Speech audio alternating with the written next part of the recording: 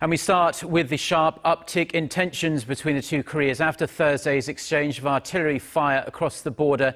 Emergency meetings have been held in Seoul and Pyongyang, and the militaries of both Koreas are on high alert. Tensions have been bubbling since earlier this month when landmine explosions injured 2 South Korean troops. For the latest details on this fluid situation, we connect live to our Kim Hyun-bin at the Ministry of National Defense in Seoul. Hyun-bin. Mark, tensions are at their highest point in a few years, with both countries' militaries currently on the highest state of alert. South Korea put its troops on full readiness on Thursday, and North Korea's state broadcasters reported earlier today that the North had followed suit. There are reports North Korean leader Kim Jong-un has declared a quasi-state of war and has ordered his chief commanders to join frontline troops to prepare for military operations. North Korea is to be on full combat mode starting 5 p.m. today, and currently the North Korean troops are armed and ready.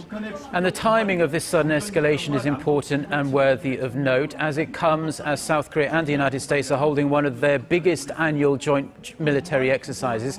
How are the two allies cooperating and coordinating at this time? Well, a South Korean military official says the two countries are currently working under the so-called ROC U.S. counter-provocation plan. Now, this means South Korea's chairman of the Joint Chiefs of Staff, Chae Yoon-hee, and U.S. Forces Commander Curtis Scaparrotti are sharing military intelligence in real time.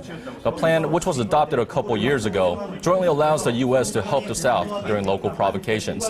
In fact, this is the first time in almost 40 years that Seoul and Washington are sharing joint operations system in real time.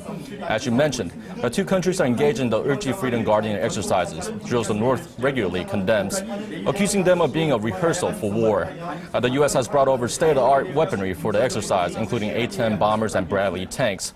South Korea has employed its F-15s and Aegis destroyers for the drills. Yeah, there is a lot of serious military hardware in the area at the moment, and we hear that South Korea's defense ministry has been in contact with Pyongyang. Tell us about that. That's right. South Korea's defense ministry sent a message to Pyongyang through the inter-Korean military communication line just a few hours ago. Now, it stated that the recent landmine explosion at the DMZ were a clear violation of the Armistice Agreement and the Non-Aggression Pact. It also emphasized that if North Korea launches another provocation, Seoul and Washington will strongly retaliate, as is their right under self-defense. And the fault will be laid squarely at the feet of North Korea.